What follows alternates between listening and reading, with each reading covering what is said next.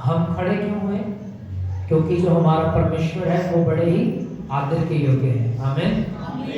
लिखा कि स्वर्गदूत हमेशा उसके सामने खड़े रहते हैं, बैठते नहीं है कभी भी, हमेशा खड़े रहते हैं। आमीन आमीन। खड़े रहने का मतलब है आदर देना। एक सामने अगर कोई परिपक्व व्यक्ति बैठा है, एक्सपीरियंस जिसके पास खूब है, वो आगे बैठा है तो उसके सामने कोई बैठ नहीं सकता, हमेशा सामने उसके खड़े रहते। क्यों? क्योंकि वो उसका आदर करते हैं, उसकी इज्जत करते हैं। और जिसने पूरे ब्रह्मांड को रचा, हम सबको बनाया, हमें भी उसका आदर करना चाहिए। आमीन आमीन हालेलुया। और ताली बजा क्यों बजवाई? क्योंकि वो बड़ा सामर्थी परमेश्वर है। जो काम वो कर सकता है वो कोई पास्टर नहीं कर सकता, वो कोई व्यक्ति नहीं कर सकता, इंसान नहीं करता, डॉक्टर नहीं कर सकता, साइंटिस्ट नहीं कर सकता। ये सब काम जो परमेश्वर अपने लोगों के बीच में करता, अपनी सामर्थ्य के द्वारा करता है। आमीन। और वो बड़ा ही सामर्थी परमेश्वर है, इसीलिए हम उसके लिए ताली बजाते हैं। आमीन आमीन। आइए अपने स्थान पर बैठ जाएं सभी। कितने लोग हैं जो यहूदा इस्करियोती के बारे में जानते हैं? यहूदा इस्करियोती कौन था? कितने लोग जानते हैं? पहले हाथ उठाइए। जानते नहीं तो हाथ उठाओ। और कोई जानता है यहूदा इस्करियोती कौन था? अरे बताओ, हाथ उठाओ ऊंचा से, जिसको पता अपना हाथ ऊंचा उठाओ। आमीन। बहुत सारे लोग अभी भी नहीं जानते कि यहूदा इस्करियोती कौन था। चलिए हम निकाल लेंगे लूका रचित सुसमाचार 6 अध्याय उसकी 12 से लेकर 16 आयत को पढ़ेंगे।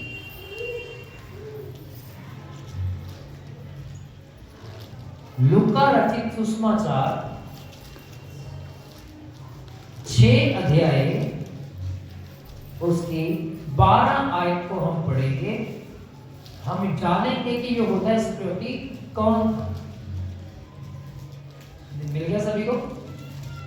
पेज नंबर 91 नए नियम की किताब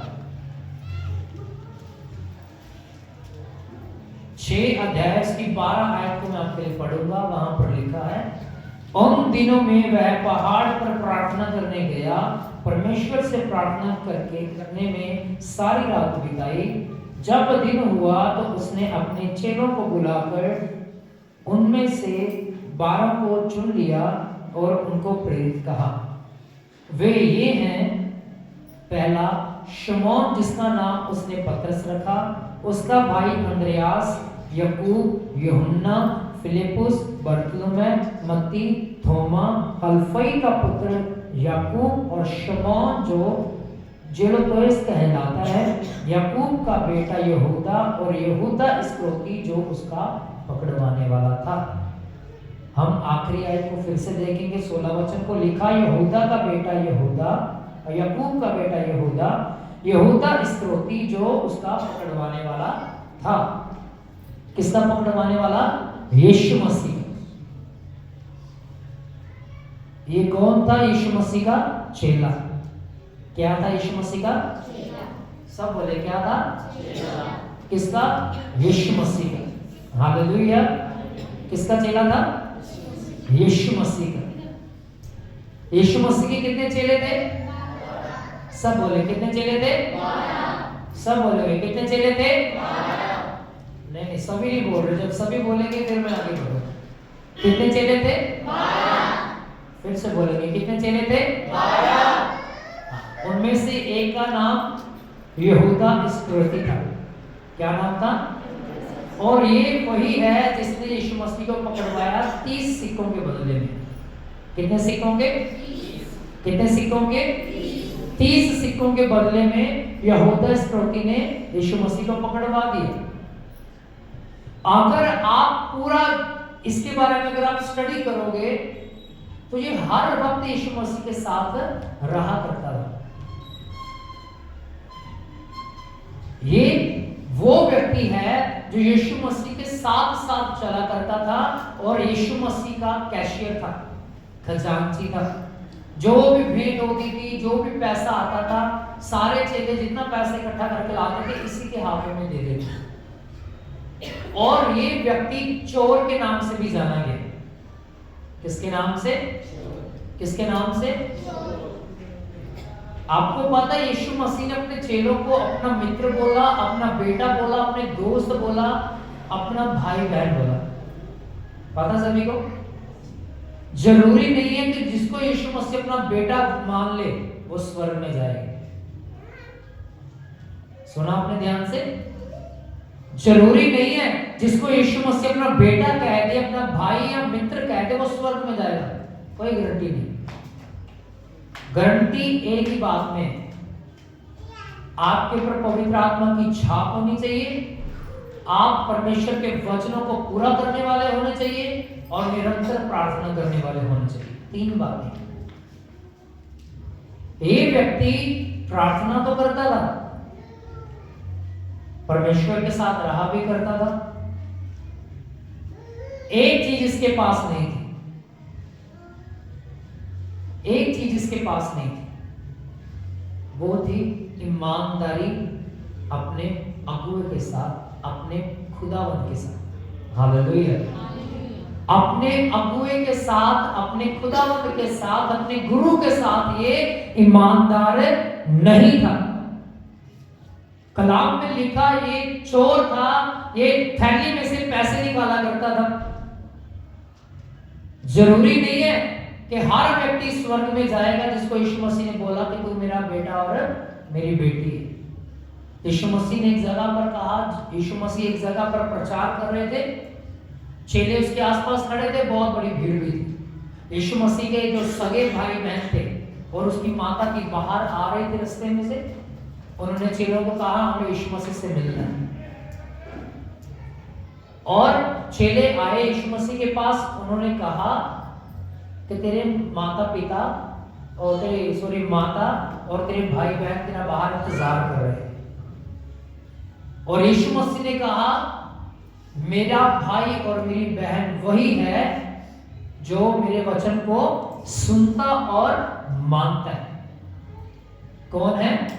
जो सुनता और मान लेता है, वही मेरा भाई बहन है, वही मेरे माता पिता है। और जो उसका वचन नहीं सुनता, उसके अनुसार नहीं चलता, वो कहता कि ये मेरी औलाद, ये मेरा मित्र, ये मेरा भाई, ये मेरी बहन नहीं है। हालेलुया। सीधे शब्दों में यीशु मसीह करता है बातें, वो मीठे पोंछे नहीं लगाता, वो मीठी मीठी बातें करता है, पर वो बीच में एक ऐसी बात भी बोल जाता है जो मानना आसान नहीं होती। लिखा यीशु मसीह के पास एक व्यक्ति आया, जवान था, युवा था, बहुत पैसा था, कहता प्रभु जी अनंत जीवन पाने के लिए क्या करो? उसने बोला जो कुछ तेरे पास है ना सारा कुछ बेच के मेरे पीछे आ जाओ। ये बात उसको बड़ी चुभी, बड़ी कड़वी लगी। कुछ बातें यीशु मसीह ऐसी बोलते थे जो लोगों को पसंद नहीं आती थी, पर असल में वही अनंत जीवन का रास्ता है। अंत में वही अनंत जीवन का रास्ता है। जो बातें लोगों को कड़वी लगती हैं, आज भी ऐसा ही होता है। जब एक प्रचारक प्रचार करता है, एक पास्टर प्रचार करता है, बहुत सारी बातें हैं जो कलीसिया को नहीं भाती, उनको नहीं पसंद आती, पर असल में वही बातें हैं। अगर आप उसे मानना शुरू कर दोगे तो परमेश्वर आपको स्वर्ग का राज्य भी दे देगा। Hallelujah, hallelujah. याद रखिए, यहूदा इस्करियोती यीशु मसीह का चुना हुआ एक सेवक था। 12 चेले जब यीशु मसीह ने चुने, उसमें से यहूदा इस्करियोती को भी चुना। Hallelujah, hallelujah. किसको चुना? यहूदा इस्करियोती को। हमने 12 चेलों के नाम पढ़े, लूका 6 अध्याय के 12 वचन से लेकर 16 वचन तक। 12 चेलों में से एक चेला था यहूदा इस्करियोती। पतरस को भी चुना, मत्ती हलफई को भी चुना, तदै को भी खुदावंद ने चुना, और यहूदा इस्करियोती को भी अपने कामों के लिए चुना। चुनाव परमेश्वर का है, उस चुनाव को खरे उतरना आपका काम है। मसीह में आपको ले आना पास्टर का काम है आपको गाइडेंस देना, आपको गाइड करना, मानना या नहीं मानना आपके ऊपर निर्भर करता है। यीशु मसीह का वचन यशाया, यकरिया, हैगा और यिर्मयाह की किताब में कहता है, मैंने जीवन और श्राप दोनों तुम्हारे सामने रख दिए, चुनाव तुम्हारा है, तुम किसको चुनना चाहते हो। हालेलुया। हम एक गीत गाते हैं, फैसला कर लो तुम किसकी परस्तिश करोगे।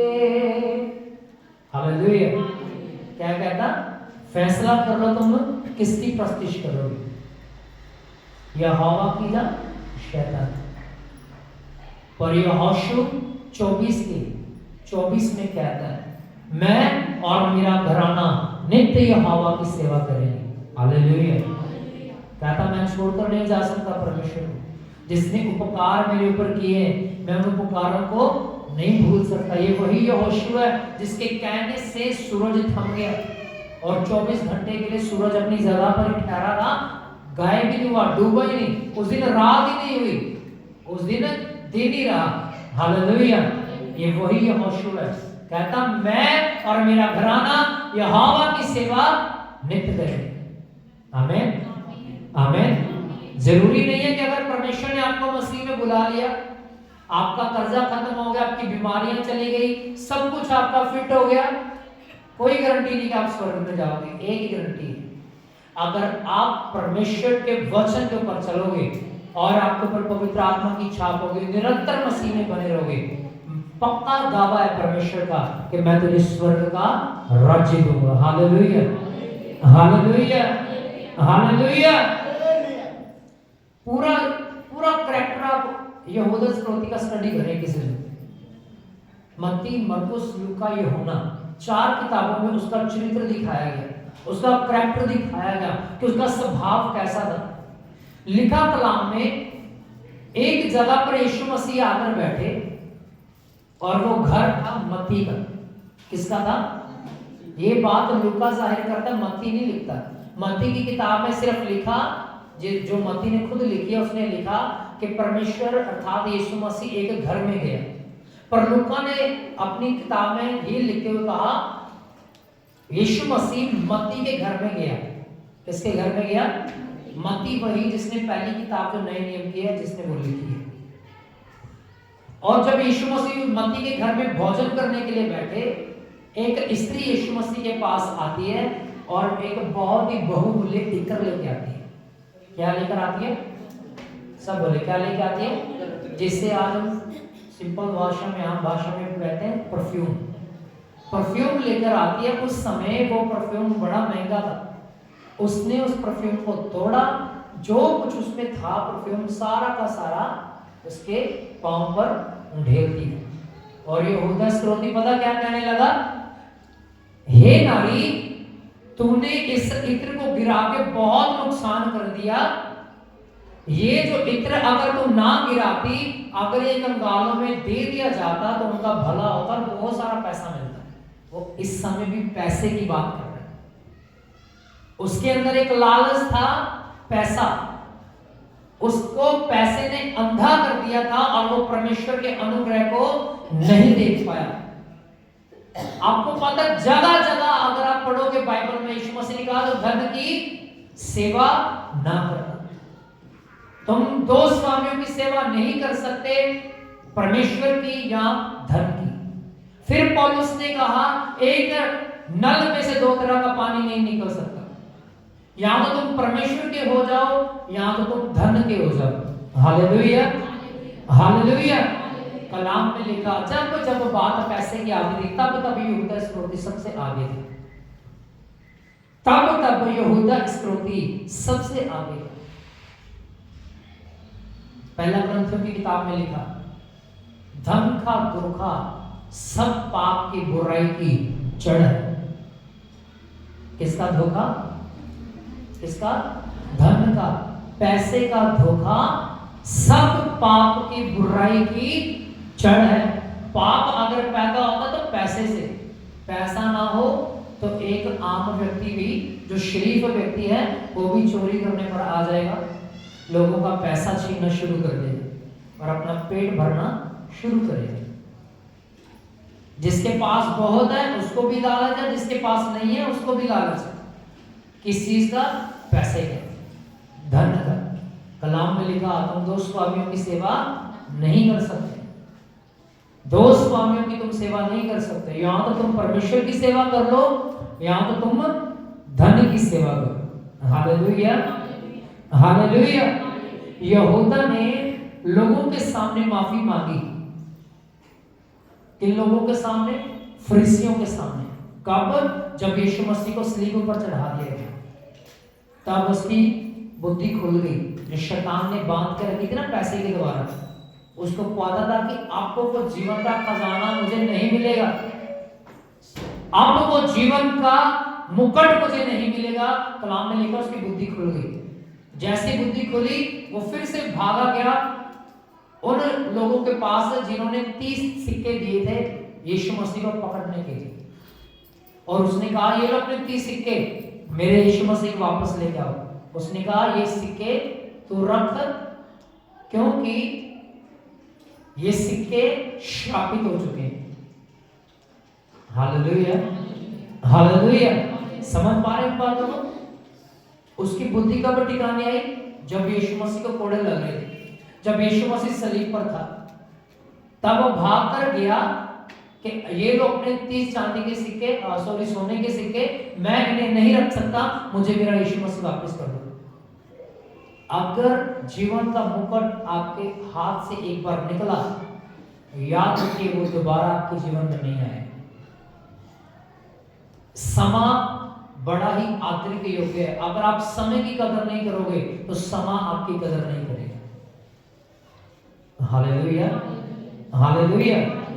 दुनिया की सारी चीजें आप पैसे से खरीद सकते हो, एक अनंत जीवन को छोड़कर और एक समय को छोड़कर। दो चीजें आप कभी पैसे से खरीद नहीं सकते, कपड़ा, जूते, लहंगा, झुमके, सुरमा, सिलाई, जो कुछ भी है आप सब कुछ खरीद सकते हो, मगर आप अनंत जीवन को पैसे से नहीं खरीद सकते, और ना ही परमेश्वर के दानों और वरदानों को, और ना ही आप समय को वापस ला सकते। जो समय एक बार निकला वो कभी हाथ नहीं आएगा और बाद में पछतावा होगा। आपने सुना होगा बहुत सारे बुजुर्गों से कि हमने तो अपना समय गवा दिया, तुम अपने समय की कदर करो। सुना कि नहीं सुना? कहते हमने वो समय गवा दिया। अपने नाती पोतों को समझाते, अपने बच्चों को आज भी माँ बाप समझाते हैं कि अगर मैंने समय की कदर की होती तो आज समय मेरी कदर कर रहा होता। हमने तो समय गवा दिया पर तुम समय ना गवाओ। आज भी समय है, परमेश्वर के साथ सीधे हो जाओ, नहीं तो परमेश्वर आपके साथ सीधा हो जाएगा। आज तो वो आपके साथ आराम से पेश आता है, पर जब वो आपके साथ सीधा हो गया तो फिर भागने की जगह नहीं मिलेगी। कलाम में लिखा दाऊद भागता फिर रहा था जब परमेश्वर ने उसे दंड की आज्ञा दी, उसको जगह नहीं मिल रही थी कहां जाऊं। लिखा वो नंगे पांव दौड़ा पहाड़ों की ओर, कांटे पांव में चुभ रहे हैं फिर भी नहीं रुक रहा। परमेश्वर का डर उसके अंदर इतना समा गया, उसको पता कि अब मैं भाग नहीं सकता कहीं। पेड़ों के नीचे छिप रहा था, पहाड़ों के अंदर घुस रहा था, गुफाओं के अंदर जा रहा था, पर परमेश्वर की नजर उसको नहीं छोड़ रही थी। वो डर गया इतना ज्यादा कि मैं मर जाऊंगा, क्योंकि उसने पाप किया बेतशबा के साथ, और परमेश्वर ने उसे नंगे पांव दौड़ाना शुरू किया, और उसी की तलवार के द्वारा उसी के घराने के ऊपर तलवार चलाई गई। Hallelujah, hallelujah.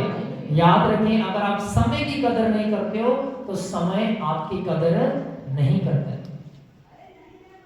आज एक जवान अपनी जवानी के अभिलाषों को पूरा करता है, पर वही जवान जो जवानी के दिनों में 30-40 साल तक बड़ी ऐश प्रस्ती करता रहा, जब 45वां साल आएगा, 50वां साल आएगा, तब वह अपने घुटने टेक नहीं पाएगा परमेश्वर के सामने।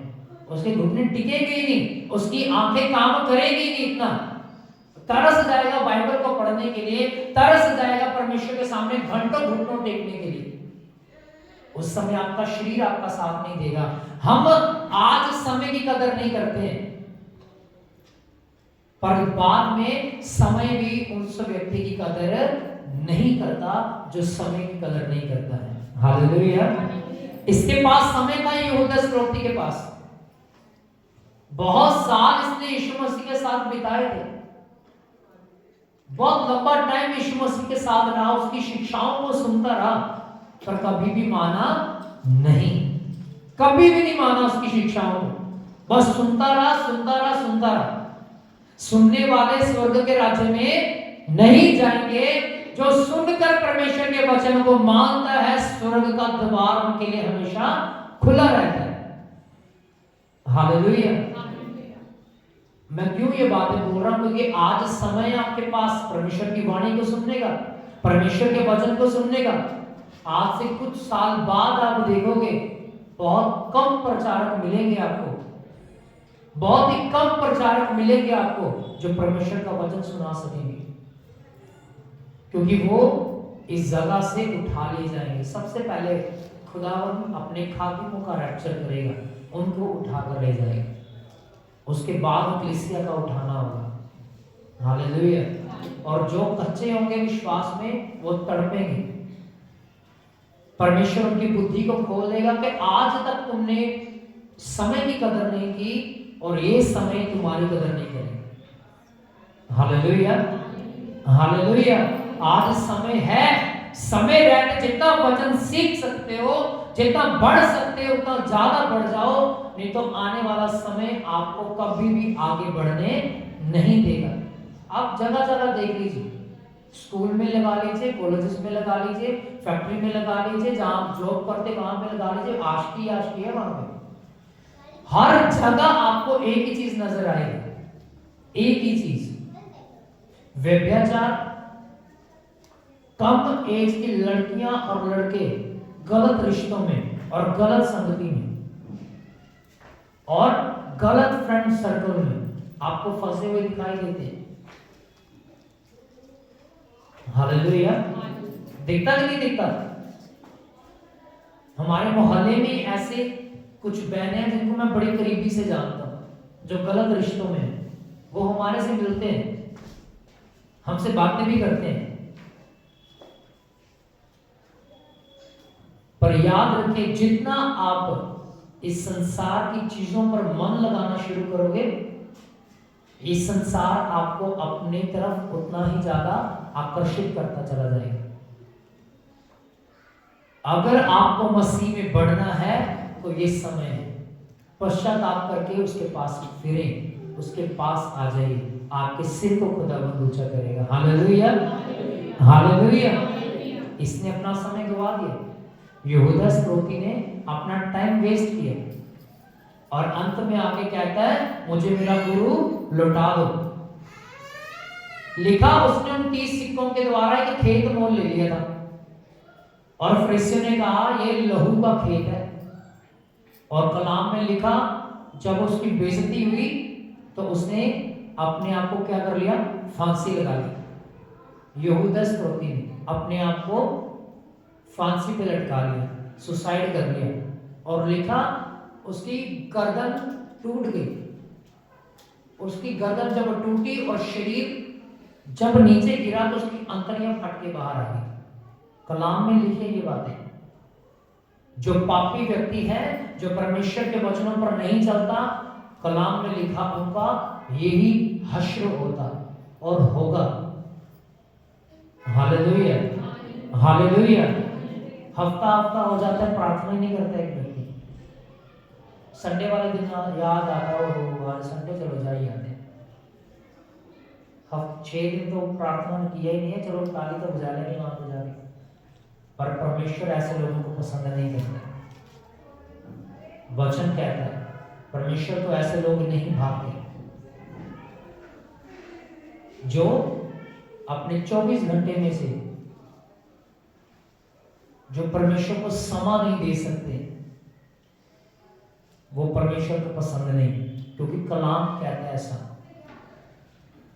पहला तीमुथियुस की किताब में लिखा है निरंतर प्रार्थना करते रहो, हर समय धन्यवाद करते रहो, क्योंकि तुम्हारे अंदर मसीह यीशु की यही इच्छा है।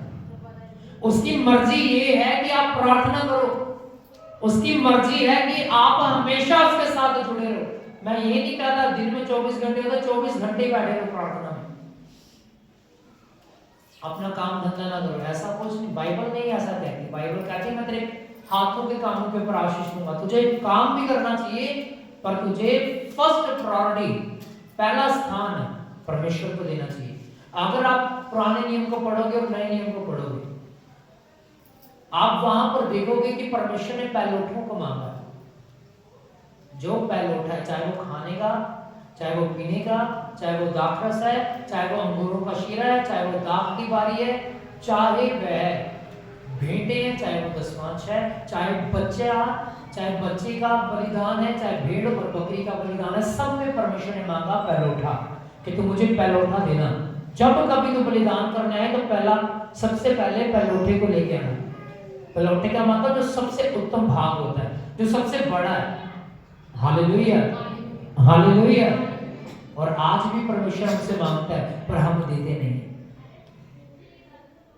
कलाम में लिखा, इस व्यक्ति ने जाके गलत लोगों से माफी मांगी और इन्हें माफी नहीं मिली। किनसे माफी मांगी इसने? यहूदियों और फरीसियों से, जिन्होंने इसको पैसे दिए और इसने जाके सिपाहियों को बोला कि यीशु मसीह गलसमनी के बाद में जाके उसे पकड़ लो, और वो पकड़ लिया गया।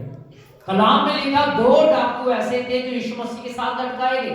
उनमें से एक ने सही जगह पर अपना सिर झुकाकर माफी मांगी, अपने गुनाहों से, अपने पापों से पश्चाताप किया, और परमेश्वर ने उन्हें बोला तो आज ही मेरे साथ स्वर्ग में होगा। हालेलुया।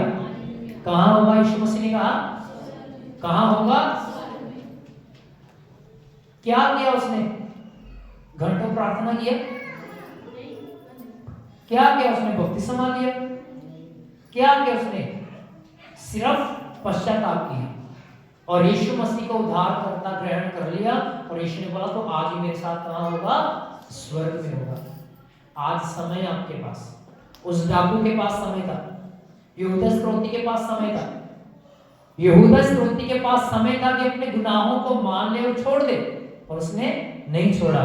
इस डाकू के पास भी समय था, कुछ ही समय था इसके पास, हो सकता है 1 घंटा, हो सकता है आधा घंटा। उसी समय में इसने परमेश्वर के सामने अपने आप को दीन करके माफी मांगी और कहा कि प्रभु जब तो अपने राज्य में आए तो मुझे याद करना। उसने बोला उस दिन को छोड़ तो आज ही मेरे साथ कहां होगा? स्वर्ग के राज्य में होगा। Hallelujah, hallelujah, hallelujah. कलाम में लिखा पतरस ने किसके सामने सिर झुकाया? जब उसने 3 बार यीशु मसीह का इनकार किया, आकर यीशु मसीह के सामने अपने आप को दीन कर लिया, अपने आप को नम्र कर लिया। कलाम में लिखा यीशु मसीह ने उसे फिर से उठाकर अपनी सेवकाई के लिए क्या कर दिया? खड़ा कर दिया। Hallelujah, hallelujah.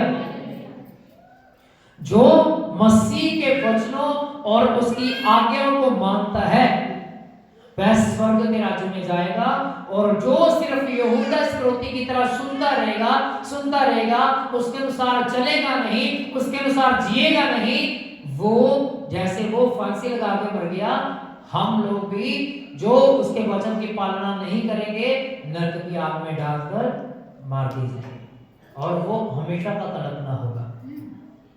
हालेलुया।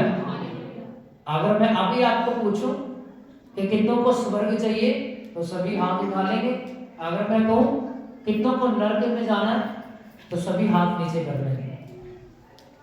अगर आपको नरक की आग नहीं चाहिए और हमेशा के लिए तड़पना नहीं चाहिए तो आज ही अपने घुटनों को टेक कर परमेश्वर के सामने प्रार्थना करना शुरू करो। हालेलुया,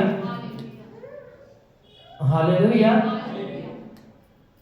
अच्छा, वो लोग ईमानदारी से अपने हाथ उठाइए जो 11 बजे के बाद आए हैं। उठाओ अपने हाथ को ऊंचा से, जो 11 बजे के बाद आए हैं चर्च में। उठाओ ऐसे। दीदी आप भी लेट आए, उठाओ अपने हाथ को ऐसे। भैया आपने नहीं उठाया, आप भी लेट आए। देखिए कितने लोग हैं जो चर्च में लेट आते हैं? जैसे मैंने बोला कि आप समय की कदर करो, समय आपकी कदर करेगा। बहुत कुछ गवा देते हो जब आप लेट आते चर्च में। जब आप चर्च में लेट आते तो बहुत कुछ आप खो देते। अगर मैं आपको अभी कंपेयर करूं ना परमेश्वर के साथ, आप कितने वफादार हो, पर मैं चाहता नहीं हूं ऐसा करना। Hallelujah, hallelujah. समय पर आया करें, समय पर आइए, प्रार्थना करें। ठीक टाइम इस चर्च का 10:30 बजे का। कितने बजे का? हम कितने बजे पहुंचते हैं? 11 बजे, 11:30 बजे, 12 बजे आ रहा कोई। समय पर आना सीखिए। समय पर आओगे, परमेश्वर आपका आदर करेगा और समय आपका आदर करेगा। Hallelujah, hallelujah. अपने हाथों को उठाइए। कितने लोग कहते हैं कि मैं अगले संडे से समय पर आऊंगा? नहीं, पहले सभी आप नीचे करो। अरे नीचे करो, नीचे नीचे करो। अब वो लोग अपना हाथ उठाओ जो कहते हैं कि मैं समय पर आने का पूरा कोशिश करूंगा। अब ये ना कहना हाँ मैंने तो पिछले संडे ये बोला था मैं कोशिश करूंगा। आए फिर से 11, 11:30 बजे। कितने बजे का टाइम है? आशीष कितने बजे का टाइम है? 10:30। इधर भैया कितने बजे का टाइम है? 10:30। हाँ सुंडी कितने बजे का टाइम है? भैया कितने बजे का टाइम है? इधर कितने बजे का टाइम है? 11। चर्च का टाइम 10:30 बजे का है। 10:30। दीदी कितने बजे का टाइम है? दीदी कितने बजे का टाइम है? दीदी पीछे आप 10:30 बजे का समय है। चर्च का टाइम 10:30 बजे का है और अगली बार ठीक समय पर पहुंचिए। आमीन, हालेलुया। आइए अपने हाथों को उठाएंगे, अपने घुटनों पर आ जाएंगे।